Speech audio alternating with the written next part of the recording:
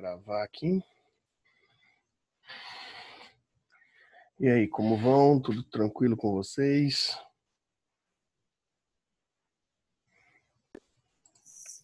Na paz e com frio. E com frio, Tranquilo. não tenha dúvida, tá frio mesmo. Mas pensa pelo lado bom. A gente tá num agosto que não tá aquele tempo seco, terrível de agosto.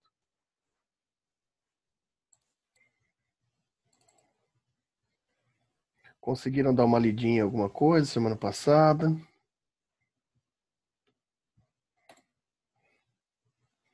Conseguiram acompanhar algum conceito? Tem alguma dúvida ainda que restou da semana passada?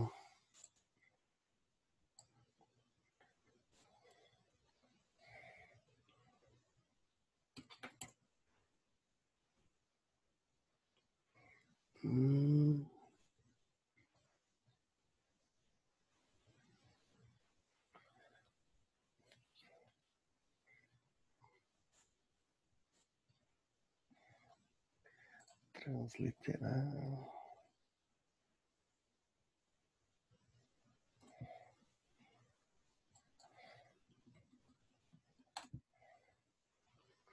Beleza, então. Bom, pessoal, então vamos dar continuidade aqui a nossos estudos. Qualquer dúvida que vocês tiverem, por favor, me avisem. Deixa eu só arrumar uma questãozinha aqui que eu quero mostrar para vocês logo mais.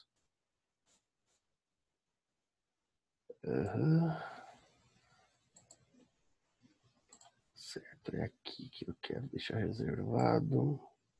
Beleza. Bom, pessoal, então tá, vamos prosseguir então. Vamos prosseguindo na nossa disciplina aqui, com muito cautela, muito cuidado. As duas últimas aulas a gente trabalhou bem com a ideia platônica e agora eu acho que é hora da gente prosseguir, né? Acho que a gente já pode prosseguir agora. O que é isso aqui que apareceu para mim aqui? Nada a ver. Mas bem.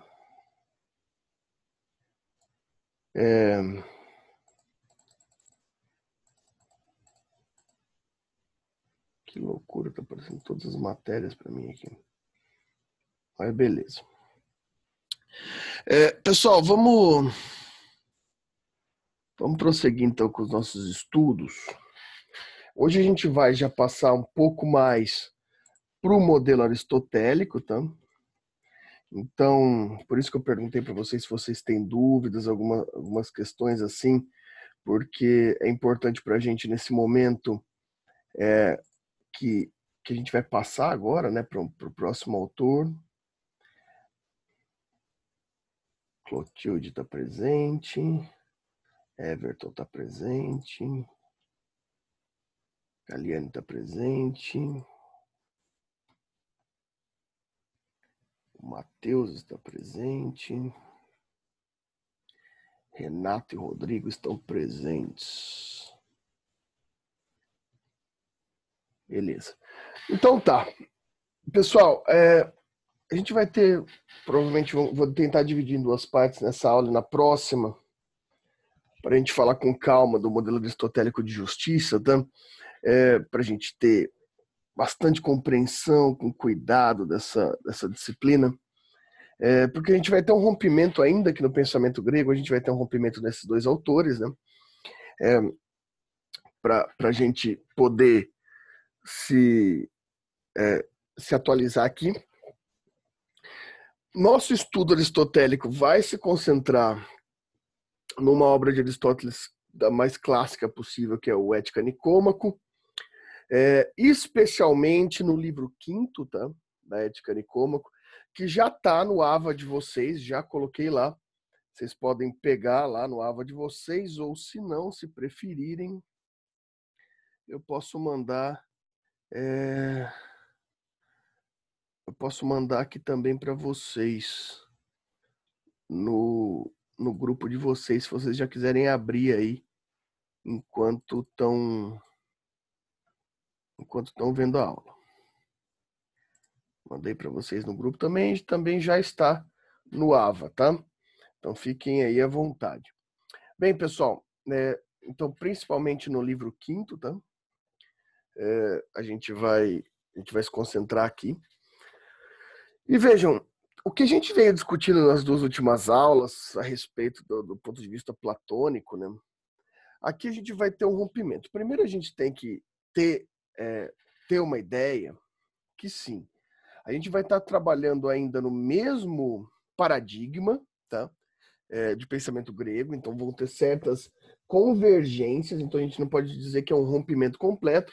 O rompimento completo eu acho que só vai se dar de fato na modernidade, apesar de que na medievalidade a gente vai ter uma sobreposição de conceitos, uma substituição de alguns conceitos, mas ainda assim, nos gregos, né, pelo menos nesses 2 grandes autores, em Platão e Aristóteles, a gente tem pontos de referência comum, e o ponto de referência comum, talvez, que a gente tenha nos 2 é o conceito de virtude, e a aplicação do nosso ponto de investigação aqui, que é a justiça, ela ter uma relação direta com a ideia de virtude. O problema é que o alinhamento de onde encontra essa virtude é bem diferente entre o conceito platônico e o conceito aristotélico, né? Por mais que o Aristóteles ali, que temporalmente ele se coloca ali em 384 a.C. e morre em 322 a.C., né? Ou seja, a gente tem uma contemporaneidade, né, com Platão, né? Que a gente não tem exatamente uma definição da sua vida ali, mas a gente tem mais ou menos a ideia que ele está ali entre 428 e 27 a.C. e morre em 448, 447, nessa estrutura. E sabemos também que Aristóteles foi seguidor de Platão, estudou na chamada Academia de Platão, né? Ou seja, seguiu os passos platônicos, observou, mas também sabemos que depois de encerrar as atividades na Academia Platônica, o Aristóteles seguiu um caminho bem diferente, né? O Aristóteles acabou sendo tutor de Alexandre o Grande e tendo uma posição bem política de conferência dentro da polis. E isso faz com que a gente tenha uma posição sobre o conceito comum deles, qual seja a virtude e o posicionamento da justiça dentro do plano da virtude, terem modificações bem sensíveis, certo? Então, nesse primeiro momento, talvez a gente consiga colocar o seguinte: se em Aristóteles, se em Platão, desculpa, deixa eu só colocar aqui o que o João entrou, então já vou pôr presença para ele aqui, senão vou esquecer.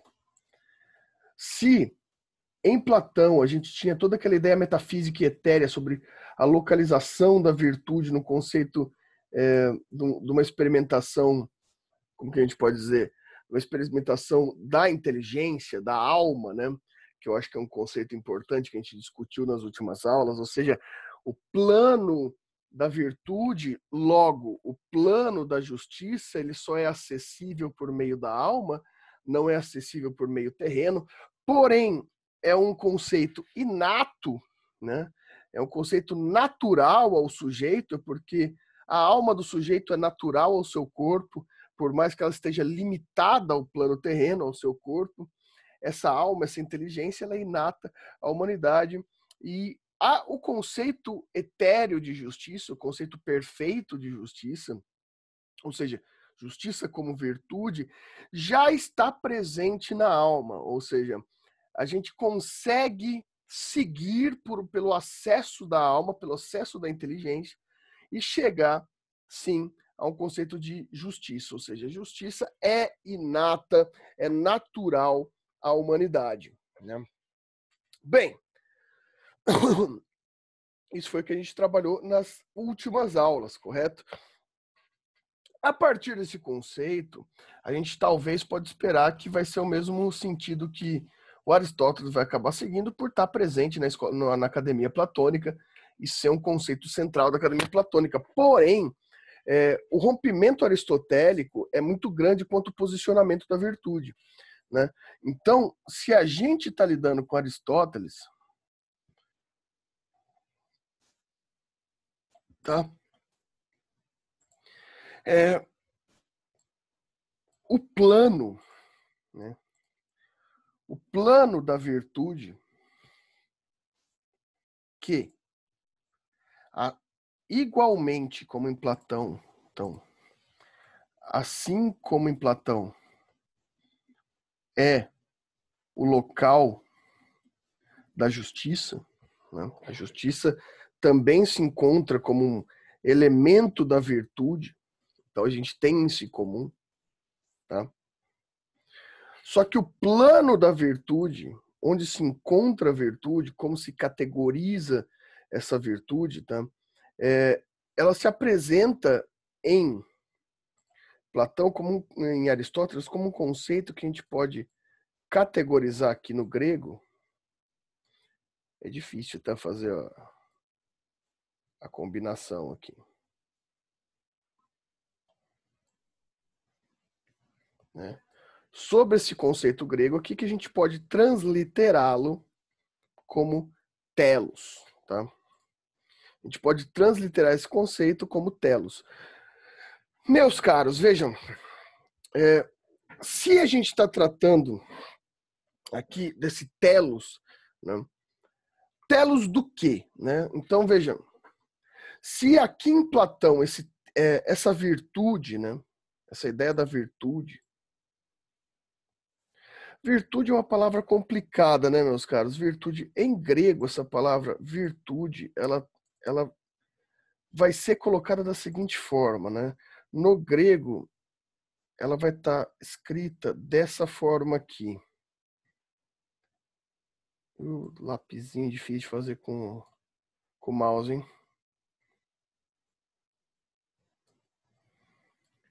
Ela vai estar transliterada, ela vai estar escrita dessa forma, que a gente tem a possibilidade de transliterar como areté.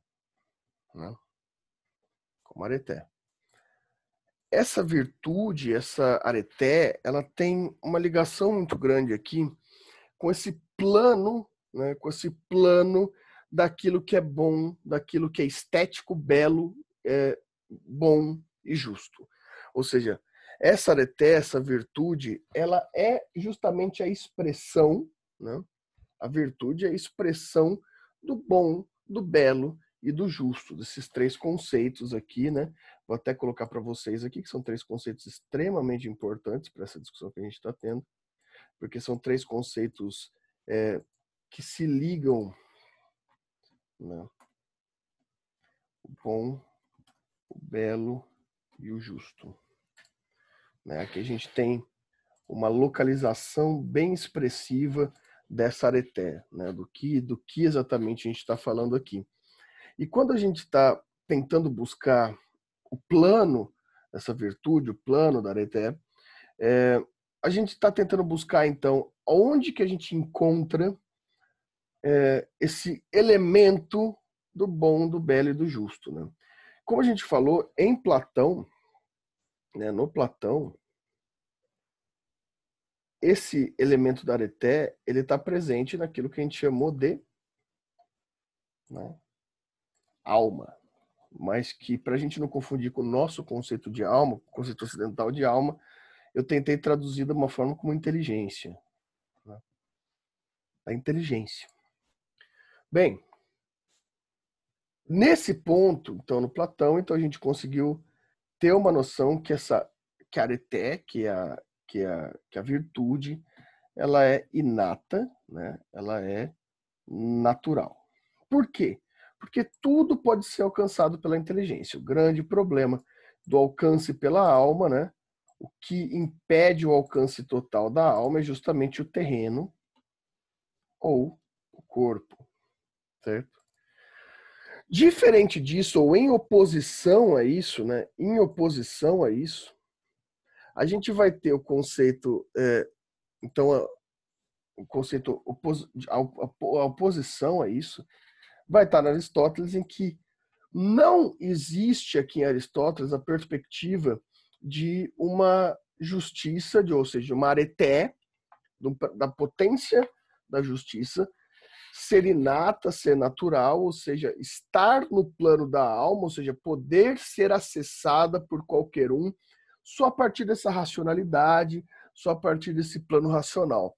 Não, a virtude, ela se comunica com o que ele vai chamar de telos. Telos também tem uma tradução bem complicada aqui, mas eu vou tentar usar a tradução mais clássica, a tradução mais aceita, que a gente pode entender como finalidade. Só que eu não quero que vocês tenham confusões a respeito desse termo, tá, de finalidade.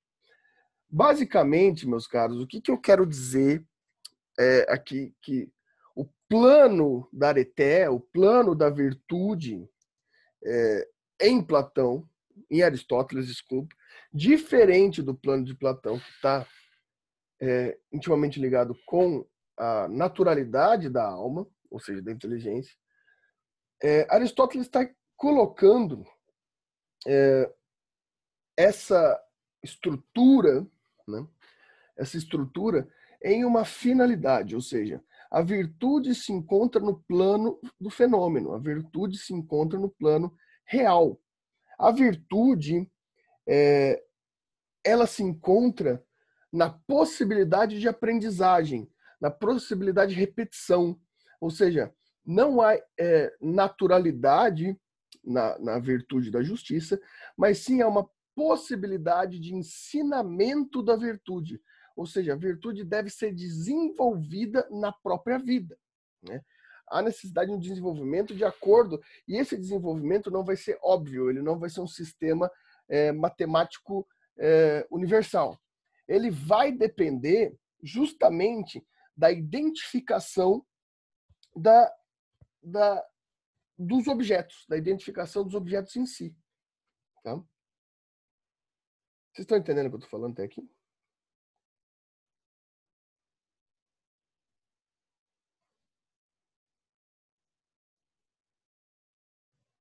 Bem, tá bom então.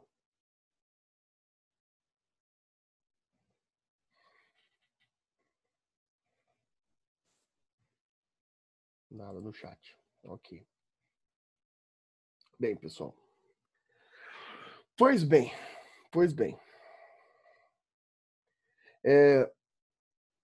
Então, se a gente está falando de Aristóteles, está tentando encontrar o plano da justiça, a gente está tentando justamente encontrar que existe uma relação de identificação, ou seja, a justiça, a identificação da justiça, ela vai depender de elementos da realidade. Ou seja, vai ser necessário que pela nossa... a gente tente encontrar o telos, a finalidade das coisas, em dois planos diferentes. Né?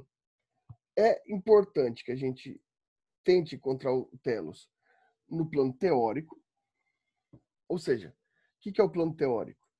O plano teórico aqui é a gente tentar dar ciência, intelectualidade, sabedoria, né, aos elementos que podem vir a necessitar de virtude. O que isso quer dizer? Os fatos da vida, os elementos da vida devem ser observados, e aqui o papel da filosofia, né?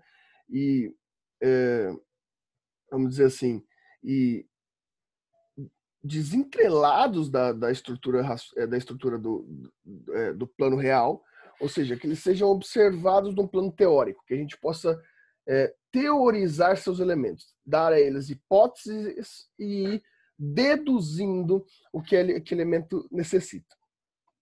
Porém, como são elementos reais, como são fatos da vida, né, como são fatos de vida, como são atos, ações e elementos de vida que podem dar origem à justiça, isso que é uma das questões mais importantes aristotélicas, porque a virtude aqui ela não se expressa por instinto natural, mas sim por ação, né? Ou seja, a virtude se manifesta no plano da ação. O que você faz vai ser justo ou injusto. Por isso que vai ser na sua ação que a gente vai ter que encontrar a finalidade dela.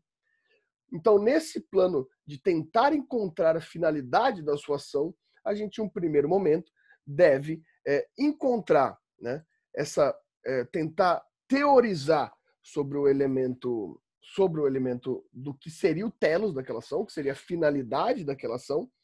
E em segundo movimento, a gente vai ter que usar aquilo que os gregos vão chamar, né, de...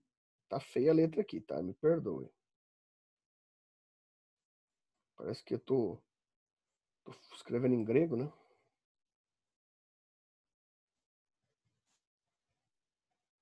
Mas é importante essa relação aqui. Né? Isso aqui que a gente pode transliterar como frônesis. Que eu acho muito complicado a gente traduzir frônesis, né? Porque vai ser inevitável a gente tentar fazer a tradução de frônesis como, né, a ideia de prática. Mas aqui eu quero fazer um adendo para vocês, porque talvez nós não tenhamos na nossa linguagem a real definição de prática. Tá? Por quê, meus caros? Porque normalmente quando a gente fala de prática, a gente está relacionando com outra palavra, aqui eu falo na nossa língua portuguesa mesmo, tá? Que é a ideia de poiese. Né? Ou seja, você fala, por exemplo, eu quero um exemplo prático. Não, você quer um exemplo poético, você quer um exemplo da vida real, certo? Você quer um exemplo da vida real. Ou seja, você quer um ato de vida real manifestado pela fala, pela linguagem.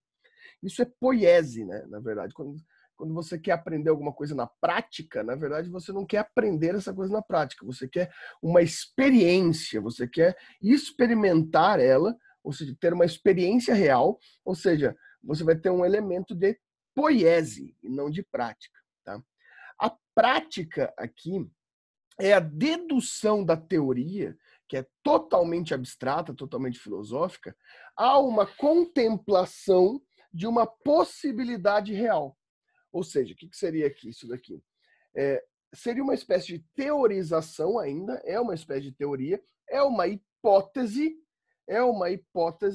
aproximada de uma possibilidade, tá? De um pressuposto. Né?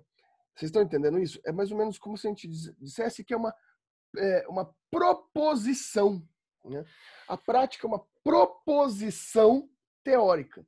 A prática é você pegar todos os elementos abstratos da teoria e deixar eles palatáveis por uma potência de poiese. Ou seja, ainda assim é uma teorização, mas é uma teorização que prevê o ato, que prevê a poiese. Então, quando você fala que você quer ver uma coisa na prática, na verdade, você não quer ver ela na prática, porque você já estava vendo ela na prática. Quando você tem uma aula, por exemplo, de direito, que ela te explica uma possibilidade, uma potência de um fenômeno da vida, sem ele acontecer de fato, você já está tendo prática. Tá? Então, por exemplo, vejam só, aqui na aula de filosofia, normalmente, a gente estuda teoria. Vocês veem, a gente faz uma abstração total dos elementos. A gente vê eles de forma totalmente abstrata. Quando você vai, por exemplo, para direito civil, você pode usar esses elementos criados pela filosofia para aproximar eles de potenciais atos de vida. Né? Então você vai estudar lá com o Paulo Roberto em direito civil, né?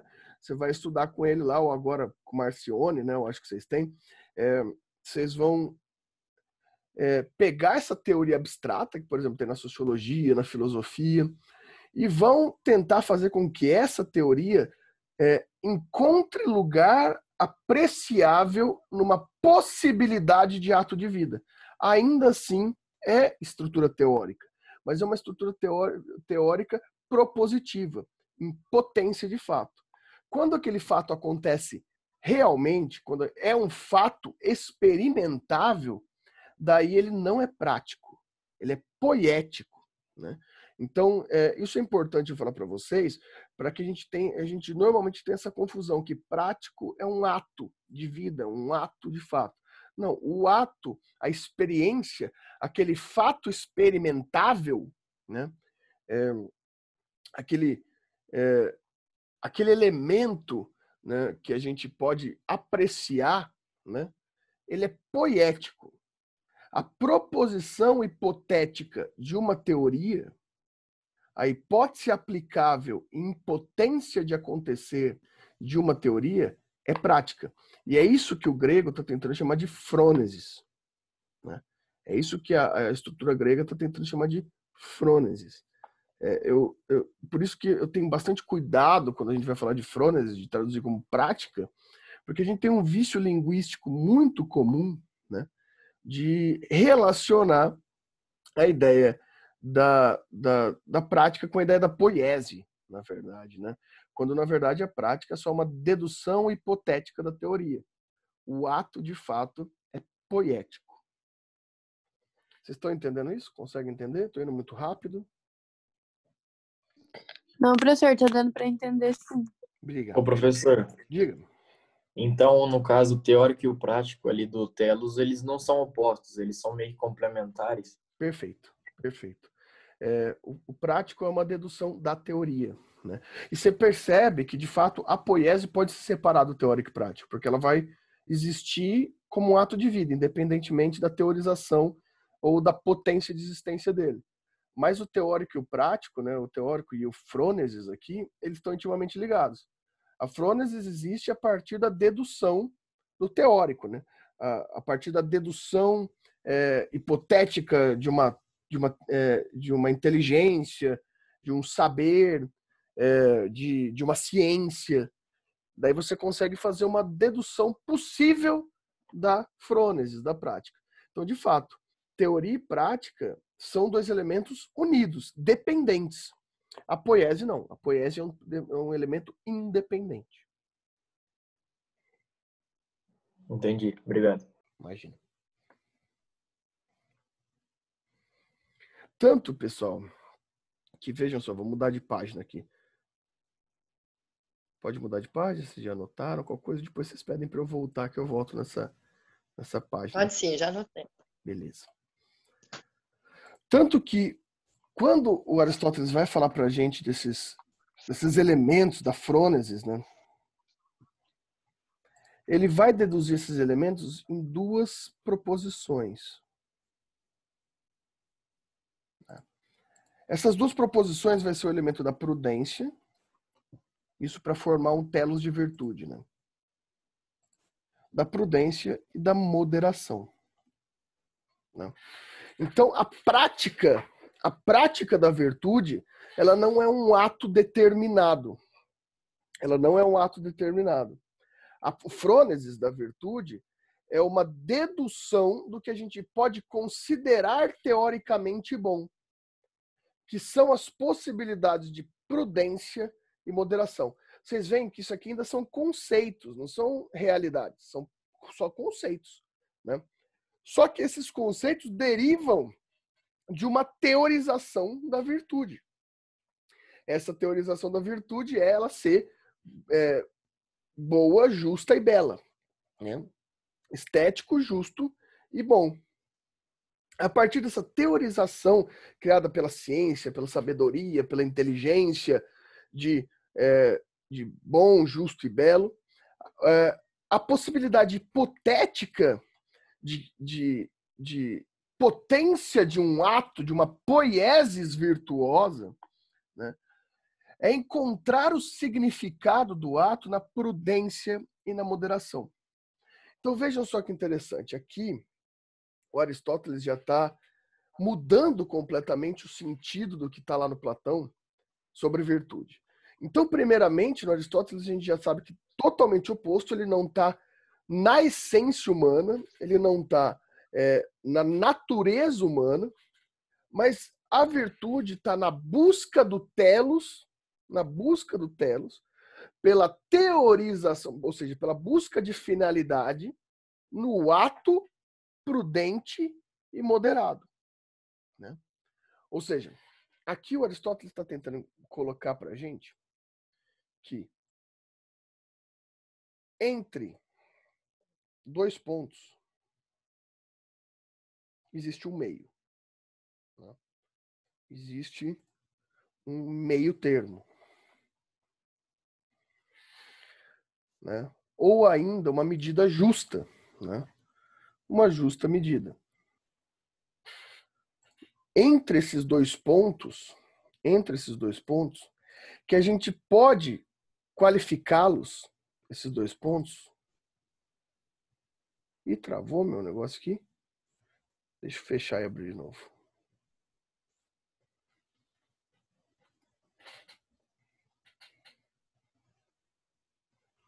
Vai, abre de novo. Vou ver se agora foi. Entre o excessivo, que eu vou colocar como E, e a falta. Entre o excesso e a falta.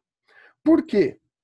Esses dois pontos de excesso e falta, né, o ponto excessivo e o ponto faltante, né, esses dois pontos são pontos que demonstram o vício em maior escala. Então, o antagônico da virtude é o vício. O antagônico da virtude é o vício, como já dizia nosso grande poeta brasileiro, Chorão, do Charlie Brown, né? Vícios e virtudes. E veja bem, todo esse espaço entre o excesso, a justa medida e a falta, ele é variável. O meio termo, a justa medida, não está necessariamente, porque olha que interessante, ó, por que esses termos são complementares? Meio termo e justa medida. Porque, apesar de ser um meio termo entre o excesso e a falta, ele não se posiciona necessariamente no meio. Mas ele se posiciona numa medida justificável. Justificável pelo quê? A medida se justifica pela finalidade. Ou seja, pelo telos. Olha só que interessante.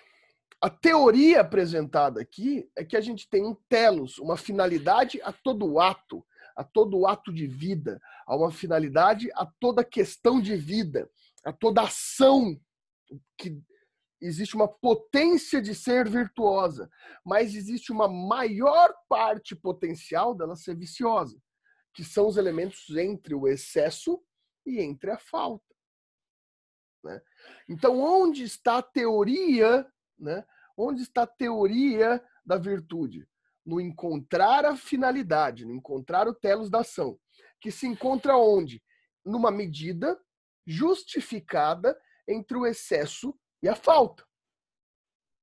E para a gente agora pôr em prática a possibilidade de encontrar a medida justificada entre excesso e a falta, a gente deve apresentar a essa frônesis de encontro do telos uma prudência e uma moderação.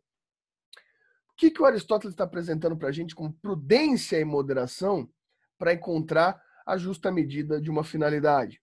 Ou seja, para que o ato seja virtuoso e não vicioso. Porque todo esse espaço, né,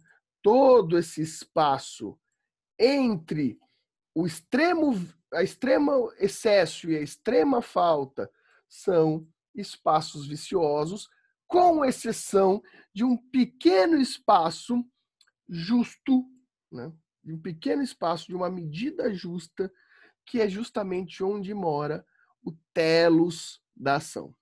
Ou seja, a gente tem um primeiro grande problema aristotélico aqui. A gente tem o problema de que toda ação tem 99% de ser viciosa e 1% de chance de ser virtuosa. E é justamente no exercício, na aprendizagem, de que a disposição de caráter do sujeito, né, a disposição de caráter do sujeito vai ser movida pela prudência e pela moderação, ou seja, você vai ensiná-lo a ser moderado e prudente. Esse ensino, essa repetição vai tentar garantir a sua busca por uma finalidade do ato. Ou seja, a busca pela justa medida do ato. Por um ato prudente e por um ato moderado. Ou seja, toda virtude, toda justa medida todo telos, né?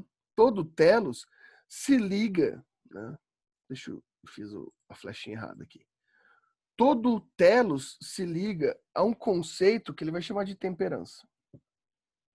Ou seja, a temperança é a busca do exercício do ato para ser prudente e moderado. Ou seja, o encontro do meio termo. O encontro do meio termo. Por quê, meus caros? Ô, professor, Diga. mas qual seria o conceito desse vício? Parece ser um pouco abstrato, só vício. Sim, eu vou tentar exemplificar, então, antes da gente entrar nisso. Vício seria tudo aquilo que se coloca para o excesso ou se coloca para a falta. Ou seja, se coloca para abstenção ou se coloca para ostentação. Né? Então, todo elemento, todo ato que se posiciona para a abstenção ou se posiciona para a ostentação são atos viciosos. Lá na Ética Nicômaco, lá no livro 1, tá? Lá no primeiro livro, bem ali no comecinho, apesar de a gente estar falando do livro 5, aqui ele vai dar um bom exemplo de meio termo lá no primeiro livro, né? Lá no primeiro livro. Eu acho que eu consegui compreender aqui. Eu tinha visto ali na imagem, eu achei que fosse nem a falta e nem o excesso do vício, mas agora eu compreendi melhor. Entendi. Porque vai ser mais ou menos assim, João.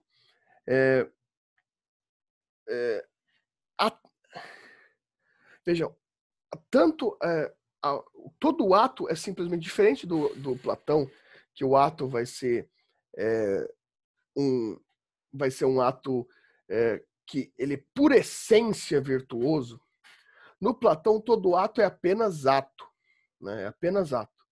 E esse ato em si, ele pode ser excesso ou falta. Excesso ou falta, ele vai ser vicioso. Mas o mesmo ato que pode ser vicioso pelo excesso ou pela falta, pode ser virtuoso pelo meio termo.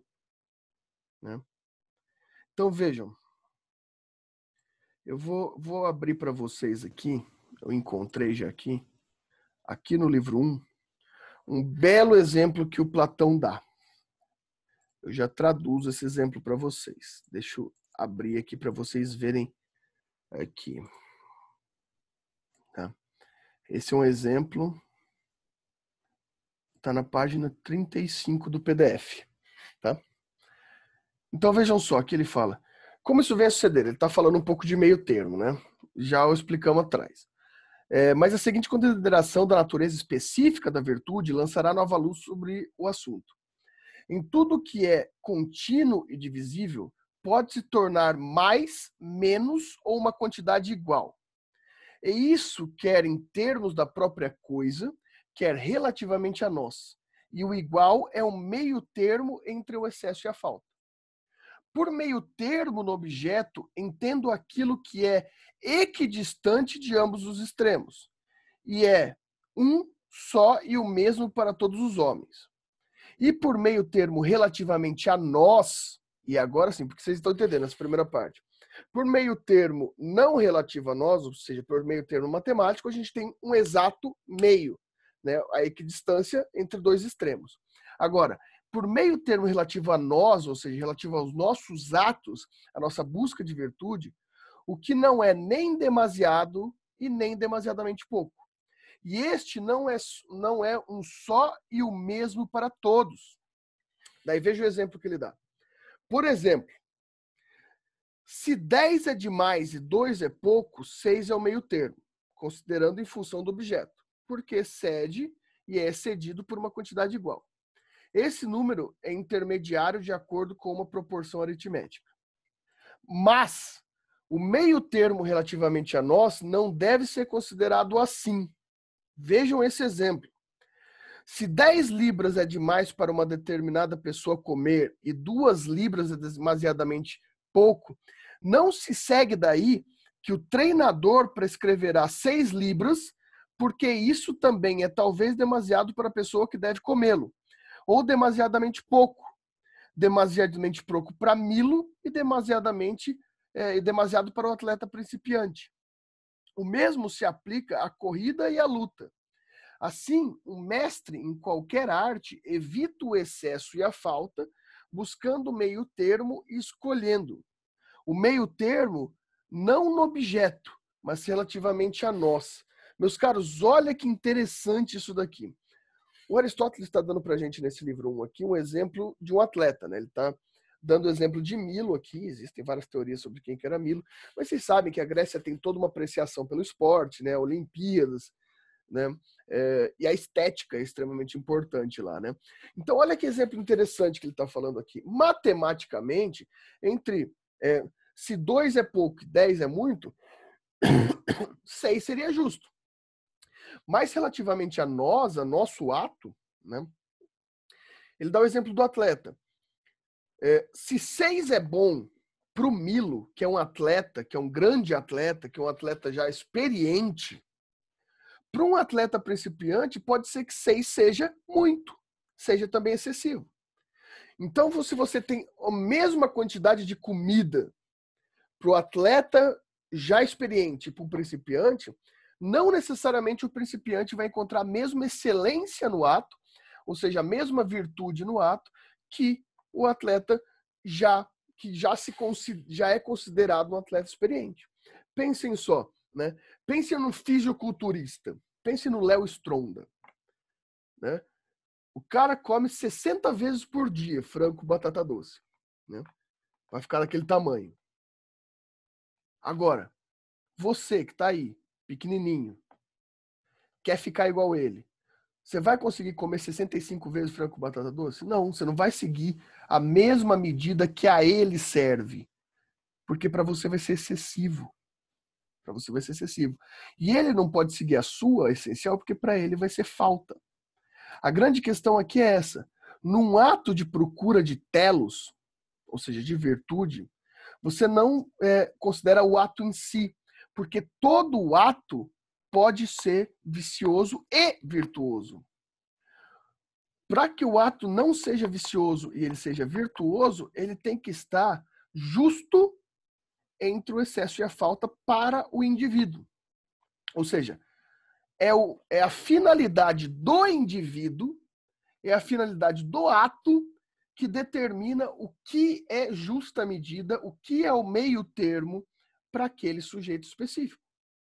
Ou seja, o meio termo, a justa medida referente a nós, é a busca do telos da virtude, é a busca do telos do ato, é buscar no ato a sua finalidade referente à sua ação virtuosa, a ação que no seu caso tem maior validade. Consegue entender? Beleza. Beleza, então. Voltamos para a luzinha. E por isso, meus caros, justamente aqui que a gente tem que ter esse cuidado para teorizar, para prática, para frônesis da prudência e moderação. Porque prudência e moderação por frônesis, ou seja, por prática, significa que é uma possibilidade de encontrar a finalidade da temperança, ou seja, do seu ato virtuoso, do seu meio termo. E diferente do Platão, que entende a virtude da justiça, a virtude em geral, como ato inato, como algo natural que você pode buscar pelo plano das ideias, pela racionalização do objeto, no Aristóteles, você chega a isso pela aprendizagem, pela aprendizagem de prudência e moderação. Então, a humanidade, o sujeito, ele deve ser ensinado por repetição a ser prudente e moderado.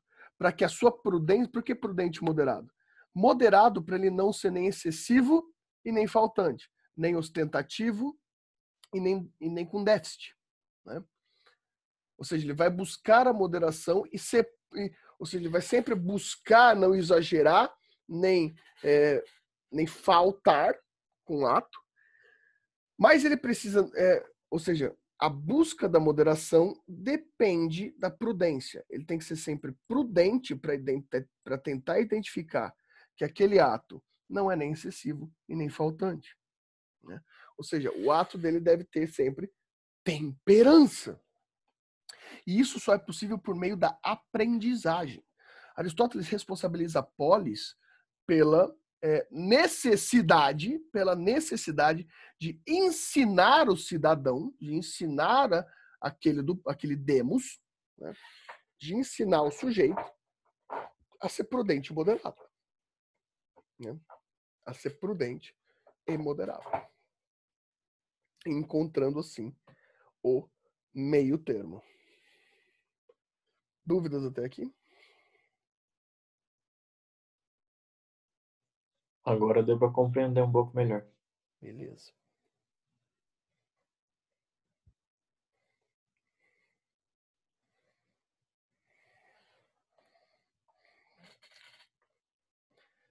Bom, Professor, pois não. por favor, só explica um pouco o que seria essa temperança. Certo. Até aqui eu entendi que seria mais ou menos evitar deixar predominar pelas emoções, pelas paixões. Pode ser, pode ser.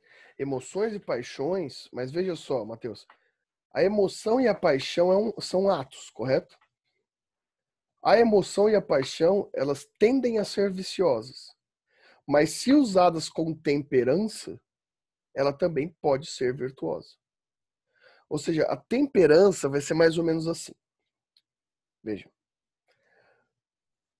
A gente tem que tentar entender a ação para Aristóteles, né? O elemento da ação para Aristóteles. Todo elemento da ação, ele começa com uma ideia de potência. Então, o primeiro elemento da ação é a potência. O que seria essa potência? É a vontade pura. É a vontade pura. A potência é a vontade pura. A vontade pura é instintiva e puramente animalesca. A vontade pura, ela só tem desígnio de desejo. Então, veja, a vontade pura, se ela usada a partir só dessa sua potência, o seu elemento final, que é o ato, né, ele vai ser automaticamente vicioso. Né? Então, se você segue esse caminho do seu ato, de sua vontade pura se tornar ato, você tem um vício. Né? Você tem um vício. Entretanto, é muito difícil que na sua vida adulta, principalmente da vida adulta, que você passe de potência a ato. Por quê? Porque ali no meio, entre a potência e o ato, você vai ter um elemento chamado disposição de caráter. O que seria essa disposição de caráter?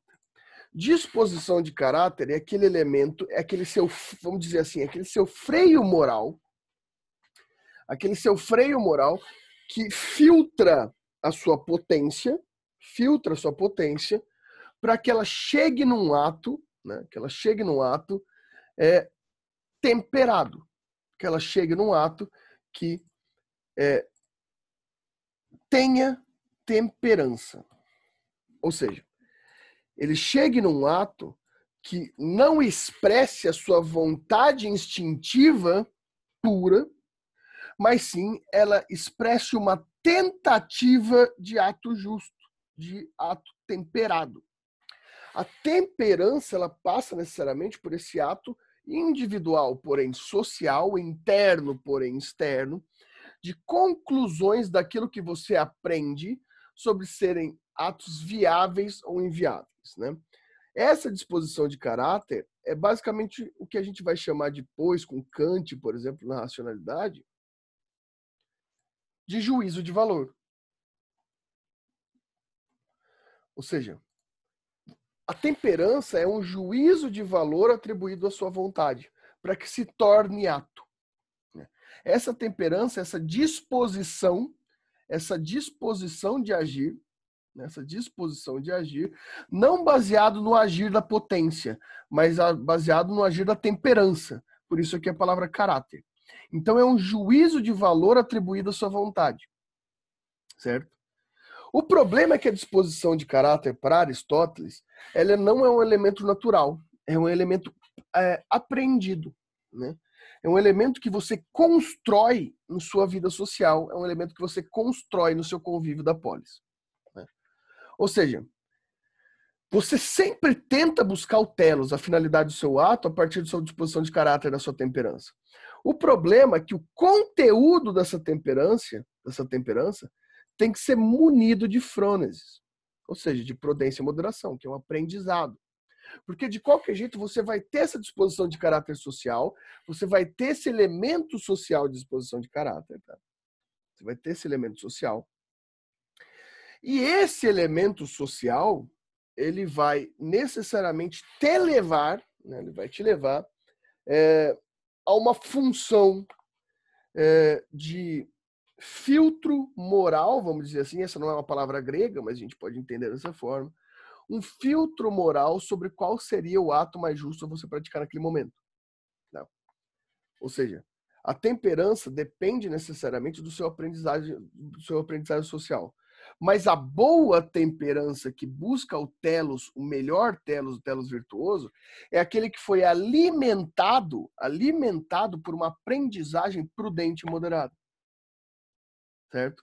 Então a sua vontade, a sua potência temperada, bem temperada, ou seja, prudente e moderada, cria uma disposição de caráter que te empurra para um ato virtuoso. Né? Então, essa disposição de caráter, essa temperança, a partir de uma frônesis bem estabelecida pelo Aristóteles aqui, faz com que o final de tudo, o ato, seja virtuoso. Então aqui ele te apresenta uma possibilidade daquela sua primeira vontade individual passar a ser uma vontade que busca a virtude. Né? Veja só que interessante, né? Aqui a gente pode pensar, por exemplo, tem uma pessoa que está te incomodando muito, tá te irritando demais. A sua potência natural é dar um soco na cara dela. Essa é a sua vontade inicial. É dar um soco na cara da pessoa. Isso seria um ato virtuoso, se a gente for pegar como busca de justa medida? Não, porque ele seria um excesso. Porque você passou diretamente da potência para o ato. Certo? Mas bem, você não quer ser excessivo. A pessoa tá te irritando, tá falando um monte de porcaria para você. A sua potência de bater nela, dar um soco na cara dela, isso seria um excesso, um ato vicioso. Mas você não vai fazer isso porque você é uma pessoa que tem uma disposição de caráter, você tem uma temperança muito atribuída socialmente. Você é uma pessoa que aprendeu a ficar quieto, que você aprendeu que o bom é não confrontar ninguém, é ficar sempre na sua. Você é uma pessoa que evita conflito a qualquer custo. Então, para evitar esse conflito, sua disposição de caráter pega a sua potência, que é a sua vontade de esmurrar a cara daquela pessoa até o cérebro dela sair para fora, e você, além de não fazer nada, começa a tratar aquela pessoa com carinho e começa a incentivar aquela pessoa a continuar te irritando. Você agiu com falta. Ou seja, você também teve um agir vicioso. Porque sua potência era uma, e você não agiu com a potência direto no ato, que é vicioso, mas você perverteu sua potência para o oposto do ato. Também é vicioso. Bem, mas a minha temperança, né, permitiu que essa disposição, que esse meu caráter, que o meu ato fosse empurrado a partir de, primeiro, uma prudência. Né? Ou seja, eu vou pensar bem no porquê essa pessoa me irrita. Então aqui eu vou começar a moderar. Não preciso bater nela, mas também não preciso agradar ela. Eu vou ter que ter aí uma moderação no meu ato. mas sempre buscando a finalidade. A finalidade é que aquela pessoa pare de te incomodar. Essa é a finalidade do ato, né? Então você vai ser prudente. Você vai falar para ela, vai conversar com ela, falar que aquilo te incomoda, que você não quer deixar de conviver com ela, mas aquele tipo de coisa te chateia, ou seja, você vai ter um diálogo com essa pessoa. Então aqui nesse diálogo, você foi a sua disposição moveu sua ação para um ato mais próximo de uma justa medida. Ou seja, a temperança da sua disposição de caráter, ela foi prudente e moderada. Ou seja, ela se aproximou muito mais de um ato virtuoso. Dá para entender assim? Sim, professor, obrigado. Imagina.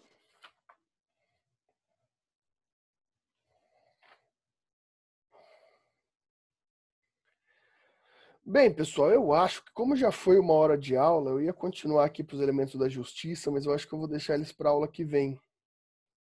Que eu não quero forçar ninguém, teve muitos conceitos hoje. A gente já teve uma hora de aula aqui.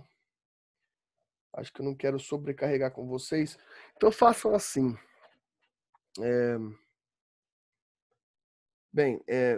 Reflitam sobre isso, estudem essa aula, tá?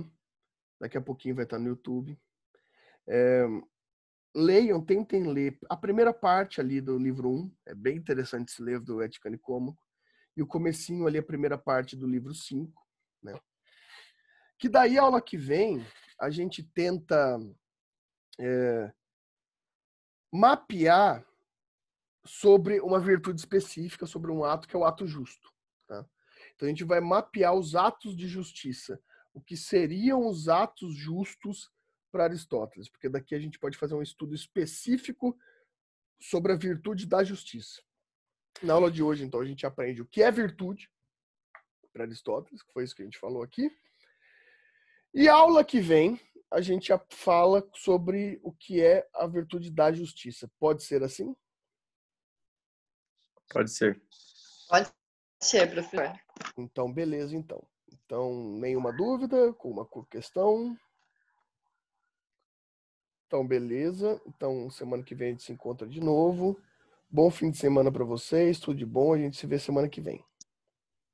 Igualmente. Tchau, tchau. Tchau. Obrigado, professor. Tchau. Valeu, tchau. Boa noite. Boa noite.